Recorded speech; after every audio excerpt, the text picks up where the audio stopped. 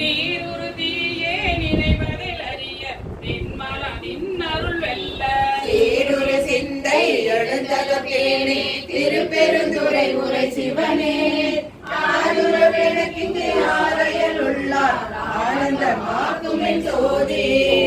தோன்றும் ஒருவனை அருவம் ஒருவனை சொல்லுதற்கரிய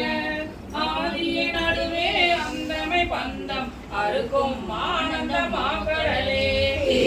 நன்மை திருவருள் கொண்டு திருப்பெருந்துறை உரை சிவனே யாதினி போகதோ என கருளாய் வந்தினி நிலையடி தந்தே வந்தது உந்தனை கொண்டது என்பனை சங்கரார் கொடு சதுரன் அந்த முன்னில்லா ஆனந்த பெற்றேன் யாதினி பெற்றதும் என்பார் சிந்தைய கோயில் கொண்டைய பெருமான் திருப்பெருந்துறை உரை சிவனே